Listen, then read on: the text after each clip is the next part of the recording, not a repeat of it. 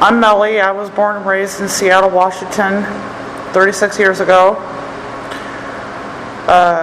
Raised by a family in poverty. My mother collected welfare for about 7 of us kids. She had a total of 10 but lost 3. I am one of the eldest children. I have currently now 2 half-sisters and 2 half-brothers alive still. We were raised just by my mom. Single mother. I didn't got to meet my father. Pretty much left after I was born. We were raised on welfare. We didn't have much.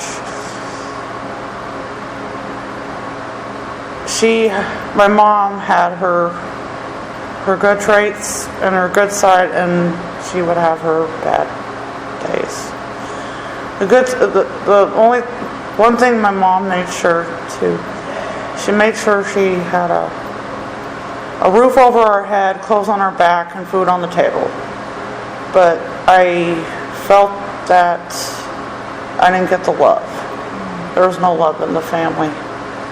And the stuff that she did, and on top of not receiving that love, caused me to withdraw myself from my family and not talk to them and not want to be around them. I would isolate myself in the bedroom because as my mom started in with her alcoholic addiction and drug addiction, she became emotionally and physically abusive towards me and my siblings.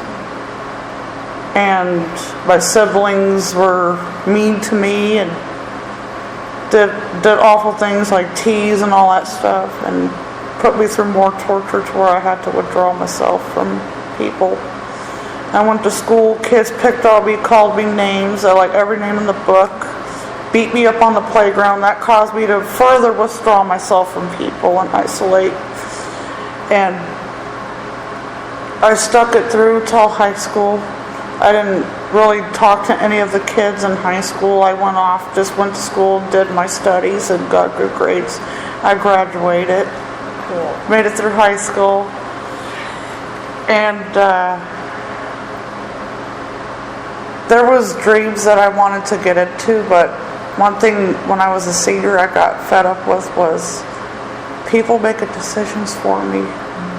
When I knew in my heart what I wanted to do with myself after high school, I don't like people making decisions like, oh, she's going to Job Corps. I purposely blew that opportunity on purpose because I didn't want to go.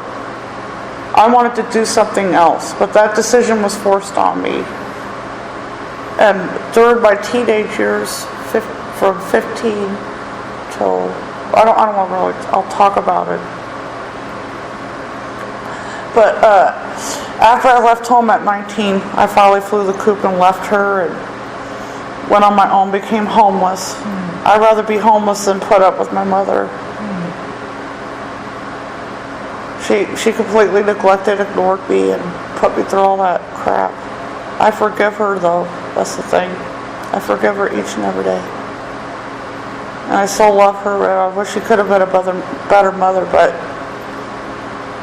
it happened, and I still love her. So I became homeless. I slept in the doorway one night and was woken up to more trauma. 5 homeless guys raped me in one night in a church doorway.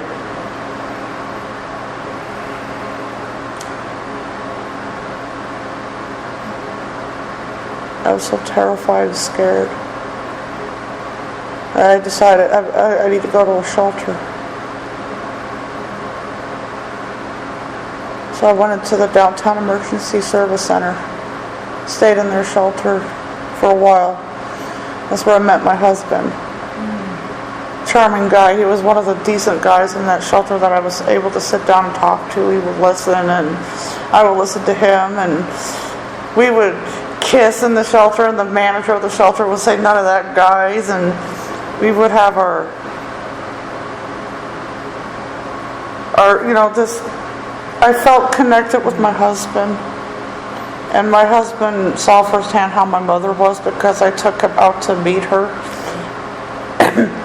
And my mother had sent him out on her beer run because she wanted her beer. Used my man as a slave to go get her beer. And while he was out getting her beer, my mom had the audacity, Mel, can I sleep with your man for $25? I'm like, no, you're not touching him. That is my boyfriend. Well, at the time, that is my man. And so I'm like, so I hurried up and got out of there with him. And I said, come on, she wants to have sex with you for $25, and so we gotta go. So we were homeless. In 2013, I think 2002, we decided to take off for a while. We traveled back east on Greyhound to Connecticut. We wanted to go check out another state for, just to get away from everyone over here for a little while. And came back from Connecticut a month later. And this is where we were homeless. Yeah. We were carrying our bags around, homeless, sleeping outside. Carried our bags around. We traveled back east on the Metro bus with all our bags to Connecticut. Came back a month later with the same stuff we had when we took over there. And came back here. We got married February 6, 2003. In 2000, we had a daughter. She's 14 now. So. But this is while she was up for adoption. And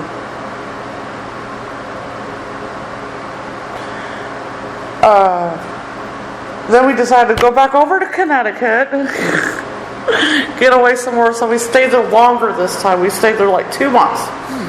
Then we got to come back here and face more homelessness. And then, with all the stuff that happened in my life, I decided to drink. Get drunk a lot. To numb all the pains. To get rid of all the PTSD triggers that I would receive, the nightmares and the flashbacks and the constant being startled hearing a car backfire, from off at the distance. It's startling. If people could imagine what I go through, if they could just be in my shoes and imagine what I go through. And so I got off the streets in 2004. I got my apartment. My husband wanted me inside, so I'm like, okay, I'm gonna get this apartment. So I lived at my first residence from 2004 till 2011. So I had it like 7 years. Then moved over to another building, which I had problems with, neighbors and stuff, and they were involving PTSD triggers. It was a bother. Yeah. And I dealt with this nuisance neighbor, and I'm like, you know what? I'm gonna move out. I'm fed up. I'm gonna get away from this person and these people in this building. I'm gonna go. So I moved. And I've been at the place after the second residence for 2 years. I just moved into this one a year ago, almost. And that's where I've been since. I've been off the streets for over a decade. Yes. Yes. And now I'm involved with Real Change Advocacy. I'm trying to get out my words, to express to people like the stuff that happened to me, I don't want to happen to you. The 19 years of physical, emotional abuse that I've subdued, plus sexual molestation. Let me tell you about my neighbor.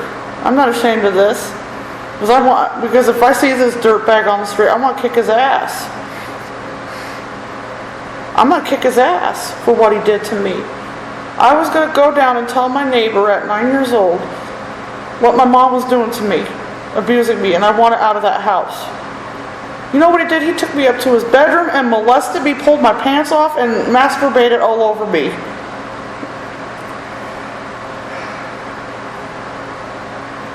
I was going to tell you what my mom was doing. You'd do that to me? Now you see why I want to kick this guy's ass? That's how I survived. And that's how I became fed up with people, is I got tired of the hurt. I got tired of people hurting me. That's why I withdrew myself. I got tired of people hurting me, using me, taking advantage of me. That's why I isolate it. That's why I say the things I usually say, like I hate people. Well, because I'm tired of them hurting me. I just want it to stop. No person should have to go through what I went through.